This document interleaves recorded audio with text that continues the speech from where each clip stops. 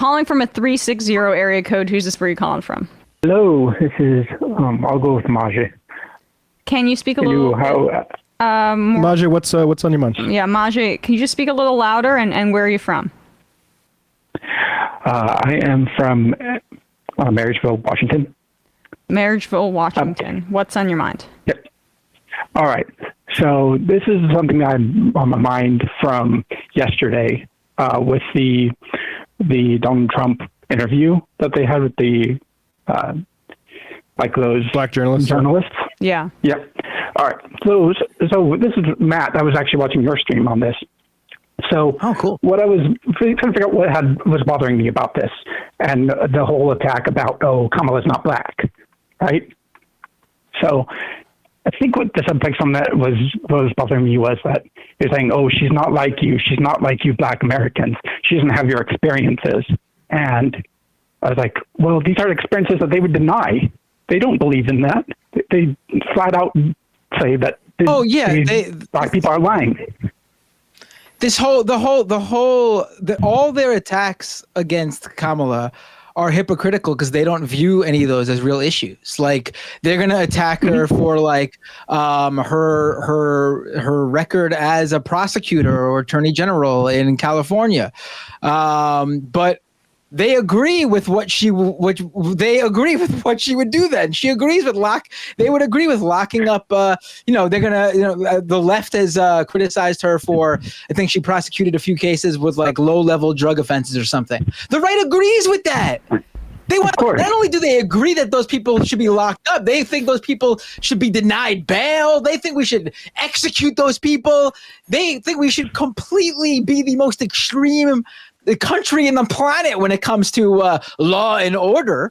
So all their attacks against her are going to fall flat like this because they're all hypocritical because they don't believe in any of this. Yeah. What they are hoping, my assumption is that they will somehow inform some, potential Kamala Harris voters who maybe aren't just that attuned to what's been going on or aren't in the political or current events or news bubble, and that they might overhear them talking about this and they'll go, "Oh, I don't like that about her." But that's a very small audience that's going to be if it even exists at all, that's going to overhear something the right says, doesn't realize the right is saying it, and then whatever it is they're saying that someone who is a progressive would care about affects that person to the point where they go, you know what, I'm not going to vote for her. I mean, I'm sure maybe a few of those people exist, but I can't imagine it's enough to sway an election. It just seems so disingenuous and just we don't even believe that. It's so frustrating. Anyways. Appreciate the call. Yeah, they're really fumbling this one, surprisingly. It's amazing. It is amazing. They don't have anything. I'm going to read some IMs because people have some thoughts, and then we should get into that. But I saw one online on, I think it was on Twitter. I saw someone break down it was some CPA guy, a financial guy was in a very nonpartisan way, just breaking down straight up her tax returns that he pulled off the public record, just straight up explaining each and how much and everything. And a bunch of the right wingers in his mentions who were really hoping there would be something there had to end up with really suspect how uninteresting these are. It's like she's been preparing for this moment her whole life and has been, making sure there's no holes in anything. She's the Manchurian candidate. That's what this is. That's why she got less than 1% of interest in her own home state in the primary. Which is actually the thing they should be talking about, because at least that's something. But no, they are so odious now. They can't help but be as racist as possible. They're triggered. They haven't even gotten to her Marxist economics father yet. I'm giving you guys ideas at this point. They're stuck on whether she's really black or not because she's mixed with Indian. It's just come on, man. Yeah, the thing they're concerned about with Donald Harris is, does he have a quantum of white blood inside of him? Yeah. It's does he have the DNA of the dragon in frickin' the Game of Thrones? Go on. No, I actually think they're trying to play to a different audience with those attacks, because they've probably there is these groups like, you know, the descendants of slave, like those groups, Aidos or something like that, that they consider, like, you know, certain, like, for example, Caribbean people not to be the same. Because it's not the same experience according to it's different subsections of those people and stuff.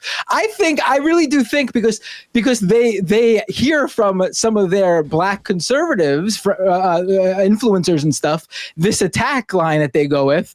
So I think that's who they're trying to play with. They think they're actually going to convince like a certain section of black vote. Because why else would Trump bring it up in front of the nearly entirely black audience? Like, I really do think they are that out of their mind that they think that this will play with black Americans, that they will find out somehow that Kamala Harris did not somehow have like the traditional African American or black experience, according to them, and that this will make those voters reconsider their vote for her. I really do think they're going with that more so than the idea that like Kamala Harris's dad has like some like white background or Caucasian background.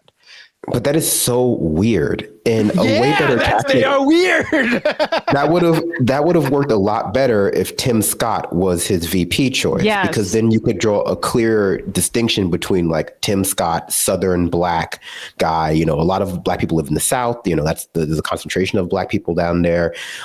Versus like Kamala Harris, who is not just mixed, but also from like the West Coast. She's a West Coast elite in that sense. Without that, it just sounds like you're like, you know, you're just doing a blood quantum type thing. Like, you know, she looks black, certainly, and that's how we do it in this country. Like, she visually looks quite brown. So I mean, I think all of the black Hebrew Israelites who are going to be turned off from voting for her because of this probably won't be voting for Trump either. Right. It's like they want to do 23andMe for Kamala. That's their galvanizing thing right now. And by the way, back to the Covington thing, those black Israelites, they had a point, and maybe if they turned out for me. It's going to be a little bit hard when he's saying about how Israel needs to finish the job or whatever. I think Bender's right, though. I think this is them. This is what they think is appealing. They've heard that like in like, I don't know, like streamers, like sort of red pill streamers on YouTube, and they're like, actually, this is the way to do it. I've seen these debates on like Black Twitter where like a Caribbean influencer will be at it with like one of those ADOS people, and they're going at it, and it's not my business. I'm just watching it. I'm learning. I'm trying to understand what's going on here. She's a little bit like Drake, I think, isn't she? She did stay in Canada. What's in Quebec? I want to read some of these IMs really quick. Bayou Bobert says, my apolitical suburban boomer mother started an unprompted conversation this morning about how weird JD Vance is. It's incredible how effective this framing is. Agreed. Exactly. JD stands for just don't. Just say no to JD Vance, or just A Square. Emma, I don't know how you keep it together in interviews like that one with Butu. It's everyday heartbreak for Palestine and allies.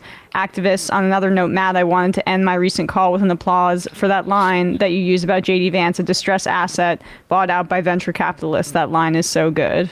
I think I said that about Russell Brand, but I think it might apply too. Yeah.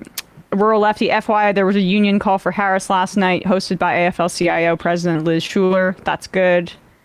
Nick from PA, LOL, how is Kamala being rational by coming out against banning fracking and other nonsense? They're picking Shapiro because they need to do the dumbest thing possible because they are demon rats.